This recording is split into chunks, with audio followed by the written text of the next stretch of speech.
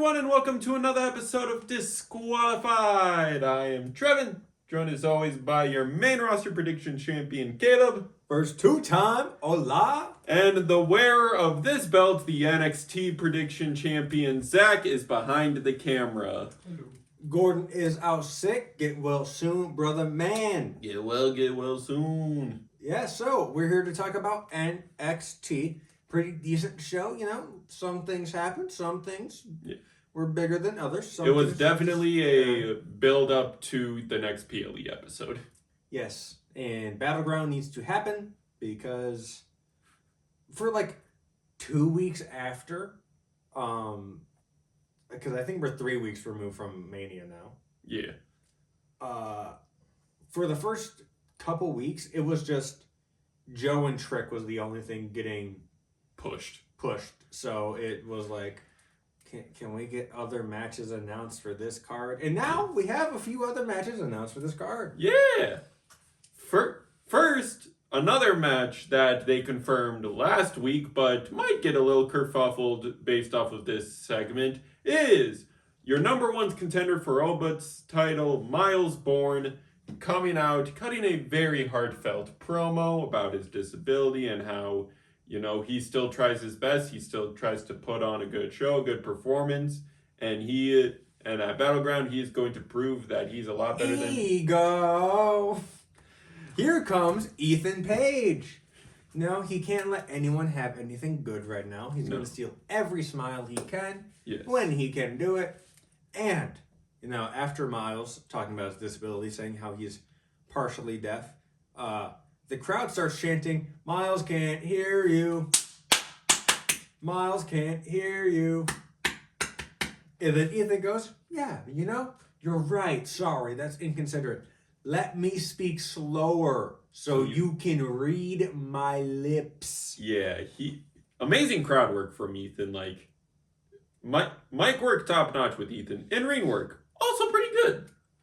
Yeah, pretty good. And he challenges Miles Bourne to a match later on tonight for Miles' number one contendership to this belt.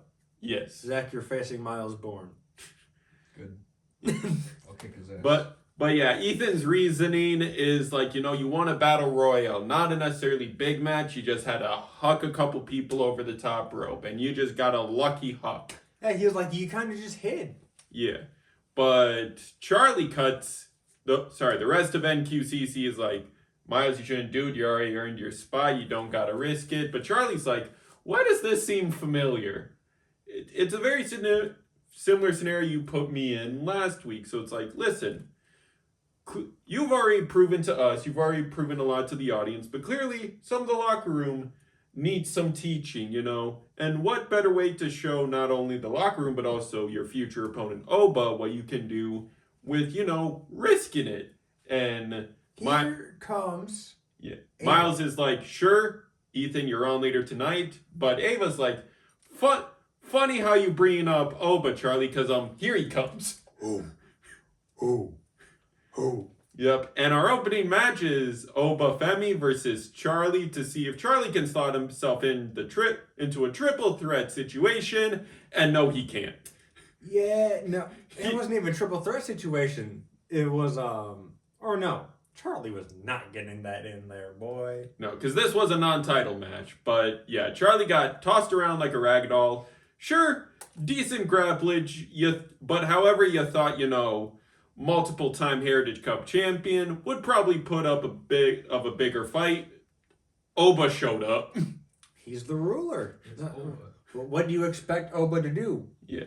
Get beat? No. That does not happen. Only one man is but beat. Yeah, he literally, like, tossed him around a couple, like, arm drags, a fall from grace for the 1, 2, 3, and it's like, does someone want to check if Charlie's breathing?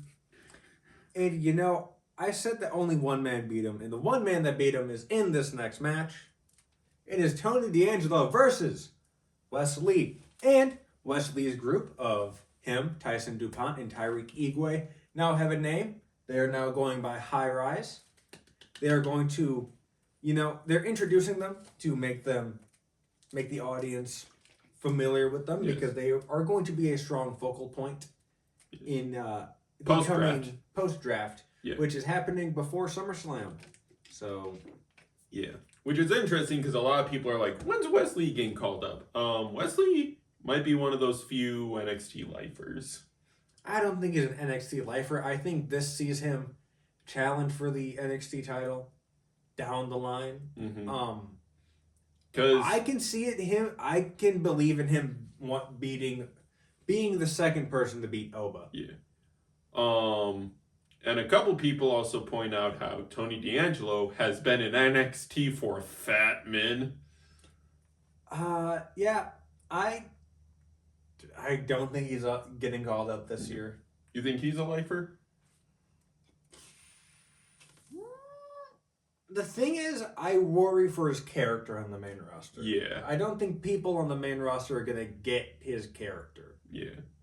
It's not a hard character to get, but a lot of the main roster fans are casual fans. Yeah, because that's the thing about NXT. It's a super indie. Like the audience that comes to the arena or stadium knows these people. Some of them literally meet. Some of them have reported they meet up with them at local cafes every once in a while. It's like, yeah, it is a massive super indie. I like it because I think I like it the most because my favorite thing, I mean, other than the wrestling, of course, is the audience participation. That is why the European tours are so great. Yes. Because the audience knows how to act like an audience and not just a what machine. Yeah. And when they do what chants, it's with intention. Yeah, it's with not just to start a what chant. Yeah, so the crowd being so familiar and it's an intimate experience. There's a smaller arena. It's not a big arena that you see a Monday Night Raw or SmackDown in. Yeah. It is a little warehouse arena. I think sometimes they run it out of the PC. Another thing, they don't run it just out of the PC now. Yeah. Another thing too that NXT really does well is its long-term storytelling. Raw is definitely the long-term storytelling show. Look at the stories they are telling now. SmackDown, as we've stated in this podcast before, is a bit more of the action show. I think the reason why NXT is more consistent on a week-to-week basis, Shawn Michaels is writing it, and he only has to write for one show. Mm-hmm. He only has to write for NXT. Course, Triple H has to write for Raw and SmackDown. While they do have their own lead writers. Shawn Michaels is the lead writer of NXT. Now, of course, Shawn Michaels and Triple H still have to collab a little bit in case of, call-ups Triple H wants to make and any other big stuff releases. Yeah. Yeah, so of course they do still have to collab, but it's basically 90 Shawn Michaels, 10 Triple H okaying it. And man, look, NXT is such a solid product. I have been a fan of it since I got back into wrestling because there was a little time period where I was middle school to late high school where I didn't watch it. Mm-hmm. And I got back into it because it was Black and Gold era, Johnny V. Tommaso era. That story. That's where I got into wrestling. That's when I got back into it. And then I saw Rhea come over from NXT UK, and I became an instant fan of Rhea, even though I saw her in the Mae Young Classic. Yeah. I don't need to defend my love for NXT. Yeah, it is a great show. Yeah, but speaking of some long-term storytelling, Tony is basically winning this match. He's at the advantage, but he's battling from multiple fronts. He's got the opponent in front of him in Wesley. He's got Wesley's lackeys trying to cost him. And then a third front, probably his most important front. Stax appears on the Jumbotron behind him, and he's like, "Hey, Tony, you see me? Can you see me? Can you see where I'm at?" Yeah, and he's at the Rizzo Safe House. And he's like, "I was your underboss. You thought I didn't look at the paperwork? You thought I didn't know where all this stuff was? He's like, I learned from you. He's like, that's what you told me to do. Learn from you. So you got about 10 20 minutes. Before I pay Rizzo a little visit. And this distracts Tony enough for a cardiac kick. 1, 2, 3 from none other than Wesley Lee. Which, that name does not make sense when you really think about it. Nope. But I think Wes is going to become a big focal point. Yes. Of NXT going forward. Mm-hmm. I feel like, of course, you have the story of Tony being the only one to beat Oba currently. That might change. Like I said, I think out of anyone on the NXT roster, excluding Trick, because I think Trick couldn't beat him, I think Wes is the most convincing one for me. Yeah. But because even with a broken back, when he came back from his broken back, he took Oba to the limit both times. He put him through the ringer, and now he's had time to readjust with his body's limits. He's had time to change up his moveset, learn what he can and can't do anymore. Mm-hmm. And we've seen it in all of his matches. It's like he's gotten comfortable now. Yep. Run it back. Run it back. I think the only other person, there's 3 people that I think could beat Oba and that I wouldn't be mad. One I kind of be disappointed in because I expect bigger things for them right now. Trick, I expect bigger things for him right now than going back after the NXT title. Javon Evans, Wesley.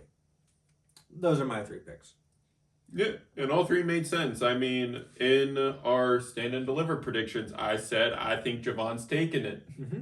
It's like they are putting a lot of chips on Javon with good reason. Yeah, I thought he was going to win the Battle Royal. Yeah. My man is drawing them views. Mm-hmm. Yes, we'll see him later tonight, however. But as we keep mentioning roster changes, one roster change gets teased with this next little segment of Undertaker and Bubba introduce the Women's LFG finalists to the NXT locker room. Yep, and I believe it is Lash Legend, Lola Vice, and was it Fatal Influence? No, it was Izzy Dame and Nikita Lyons. Oh, Nikita Lyons. Yeah. Okay. My exact reaction too. You cut 3 people? Yeah, but basically the locker room tells them to be on notice. Like, winning LFG is one thing, but breaking into this locker room, which, as many people mention, is a stacked locker room, is another thing. Yeah, and, they are going to do a calling. If you did notice in a backstage segment that happens later on, that leads to a match that we get later on, the space that was Roxanne and Julia's locker room, they had their nameplates. Nameplates were gone. Yeah. Call-ups! Call-ups are happening. Call-ups are happening. Yep. This roster's going to get gouged, and we're going to get a new look. Yep. But speaking of potentially a new look, 2 people that are focal points right now and could turn into focal points later have their match that was made in the opening of the show. Miles and Ethan Page. And Miles wins. Yeah, he keeps his number 1 contendership.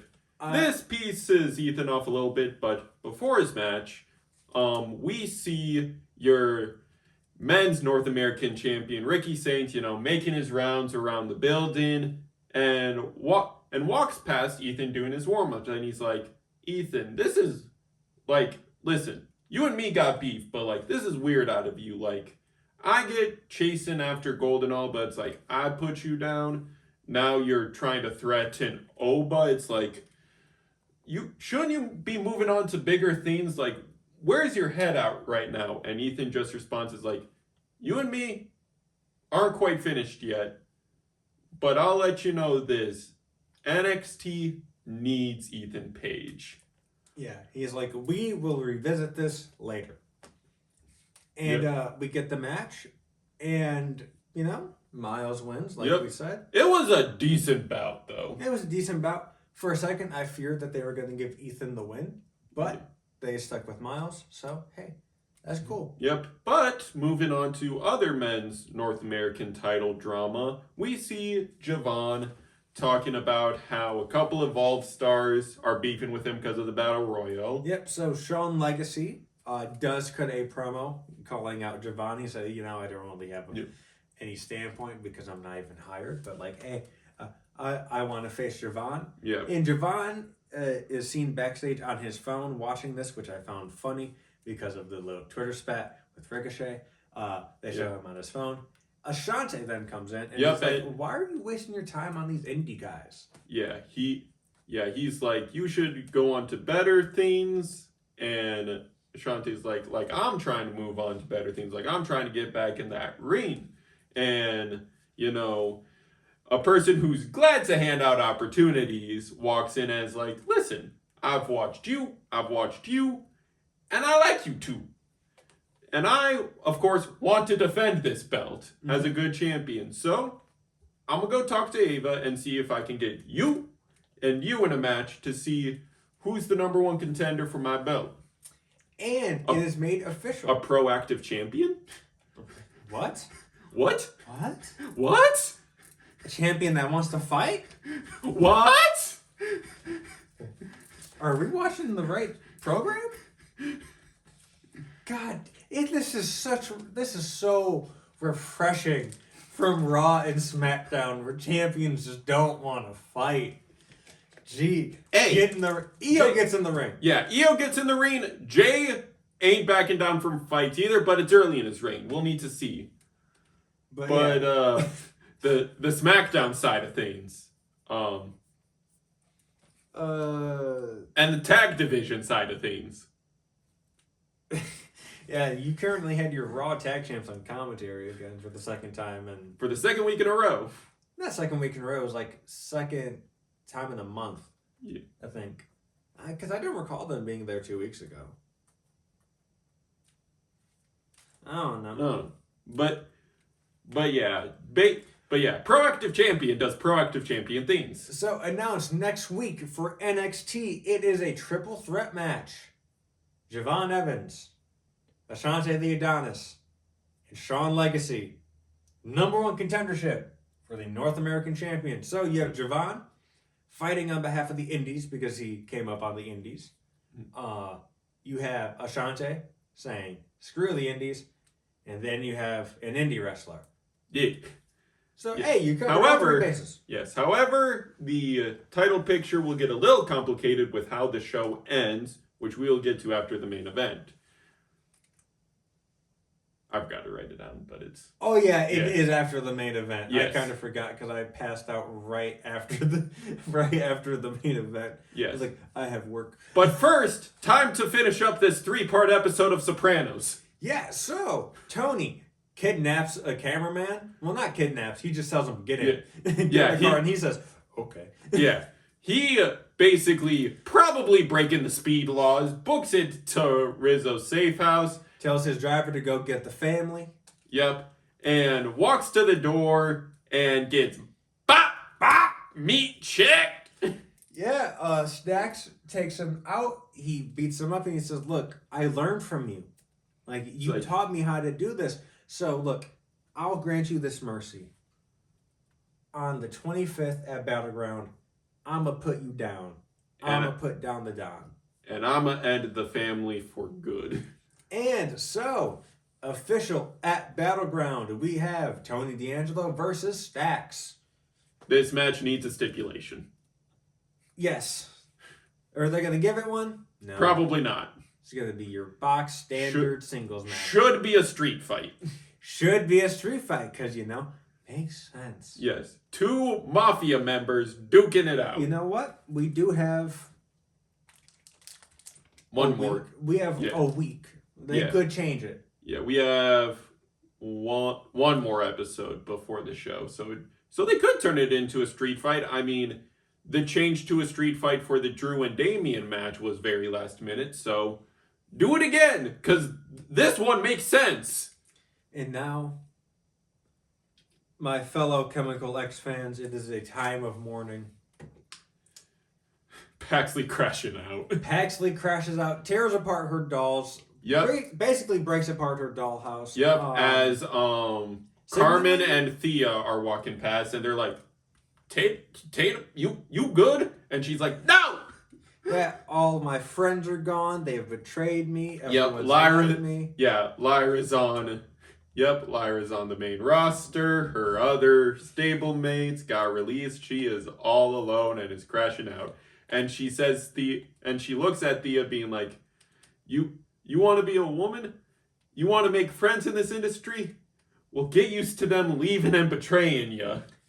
Yeah, and it feels like this is going to be a bit of a heel run for Paxley. I don't mind it. As they decide to make it a match between Paxley and Thea Hale, and fairly competitive match back and forth until Paxley decides to gouge out Thea Hale's eyes. Yep, Thea has a submission locked in. Paxley looks like she's crawling to try to break it, but is like, what if I just...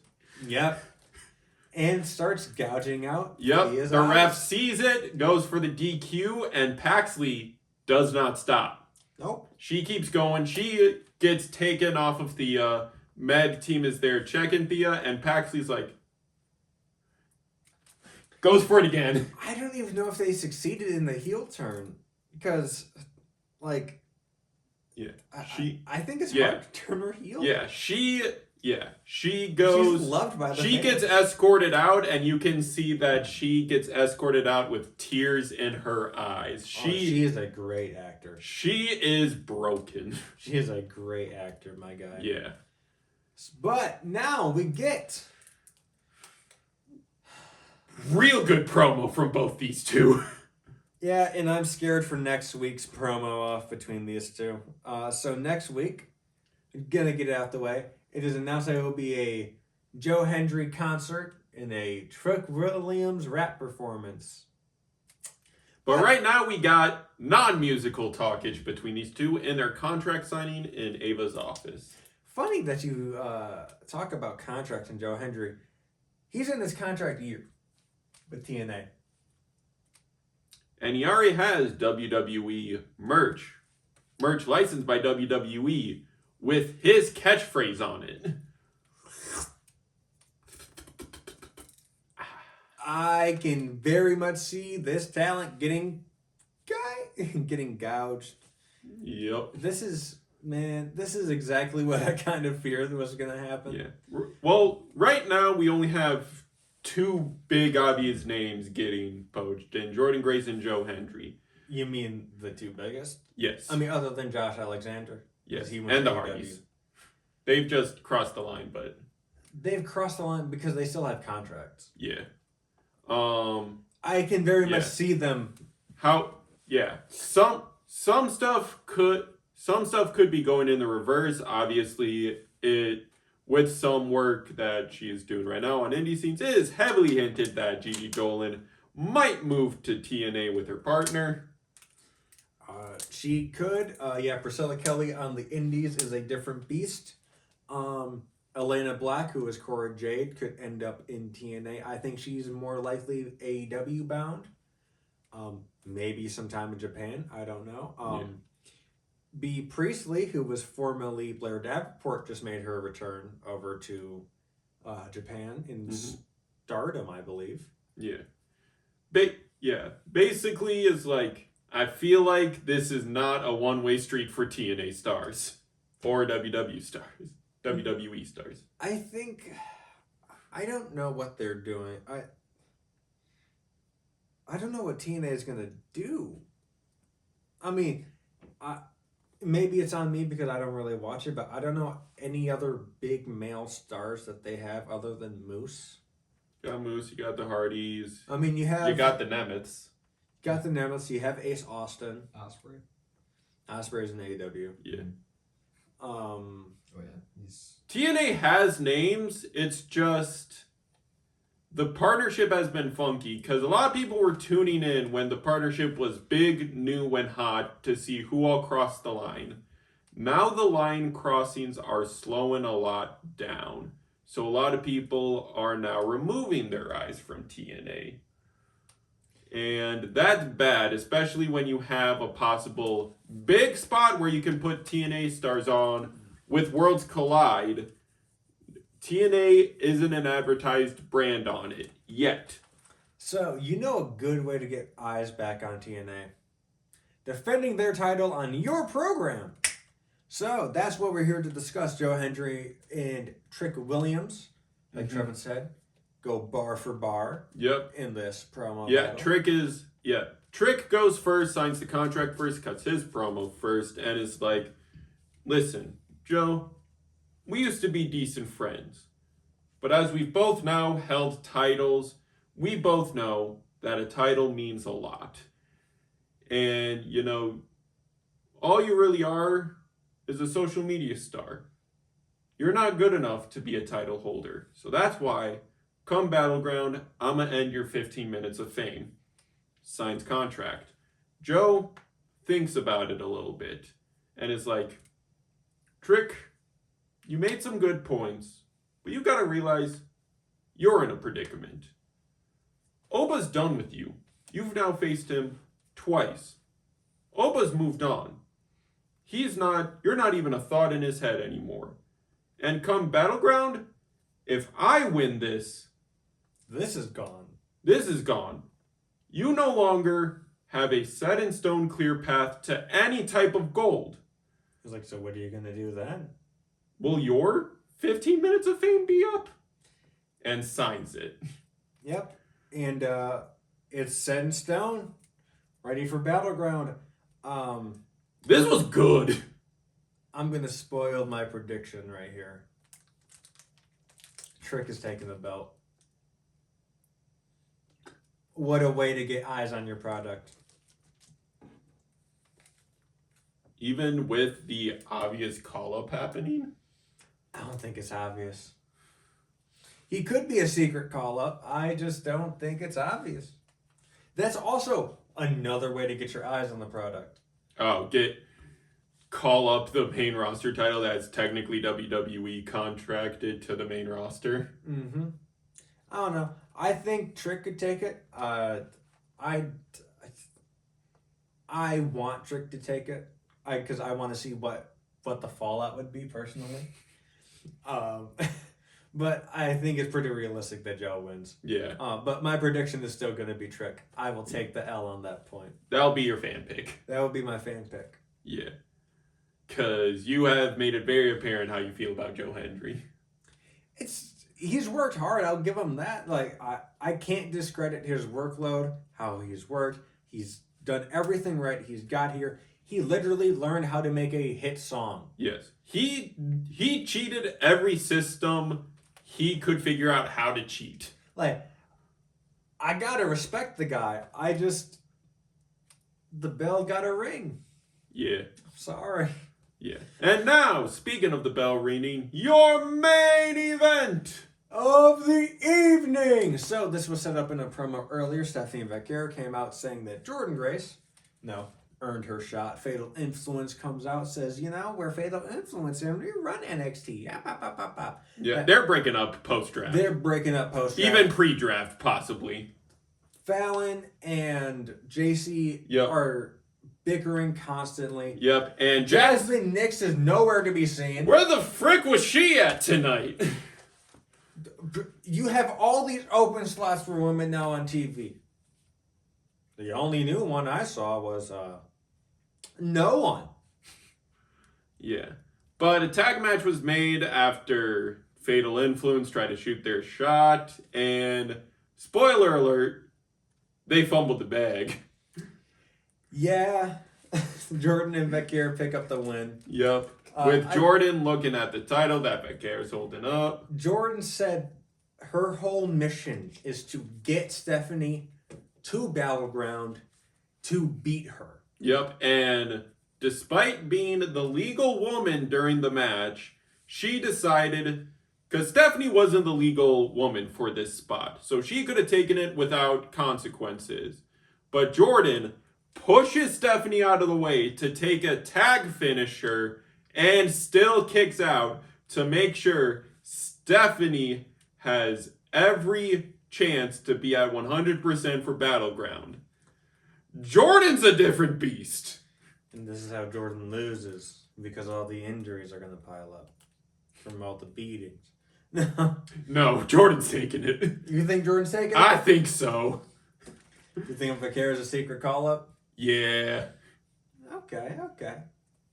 I don't know. I mean, I don't really know how to predict that match. That's going to be like a spur-of-the-moment choice. Vaquera is definitely someone I see NXT putting a lot of chips in. But with her little stint for those couple weeks on Raw and, with them off, and with reports saying that she was offered to go to any brand she wanted to start off with, it's like, I feel like they got a lot of things planned for her on main roster. Because you would not offer that without some penciled in plans. Counterpoint. Jordan Grace, it was stated that she is only here for like a short little run. I don't see her winning the title. I see her being main roster, but I see her being a secret call-up. Throw her over to SmackDown. Please freshen up that division. Give me Jordan Grace versus Jade Cargill. They did tease it a little bit in their their Royal Rumble debuts. Just give it to me. I want to see that match. Two powerhouse women just throwing themselves around. Yeah. But this main event celebration is not how we ended the show, as we cut to the back of the warehouse and we see Ricky Saints laid out by none other... Oh my fucking God, he fucking dead! By none other than the man he had a conversation with earlier tonight that, Ricky thought, we were done with this, but Ethan needs something in his hands. Ethan needs the title in his hands and Ricky needs some milk. So Ethan looks over the corpse of his fallen foe and he says, I told you we weren't done. He said, this is later, pretty much. Yeah, he said, I told you we're not done. It would have been so cringy and I would have loved it if he said, consider this later. And walked away. But so that's a little wrinkle in the plan. I think we get Ethan trying to sabotage Javon because they have history in the match. I feel like he might just interrupt the triple threat. I don't know what they're going to do with that. Yeah. But I mean, it'd be insane if they turn it into a fatal five-way. Yeah, that's all for this episode, though, of NXT. Yee! And that is it from us here at Disqualified. It was a pretty good show. Yeah. As we mentioned, PLE build-up episode, but you gotta do what you gotta do. Gotta do what you gotta do. And what you gotta do is be sure to like, comment, subscribe, ring that bell 3 times so you know the match is over. This is your main roster predictions champion. First two-time. That is Beltless Trevin. That is Zach behind the camera, the holder of this NXT title. He will lose it at Battleground. And we shall see you later. Thank you for your time and peace. Bye!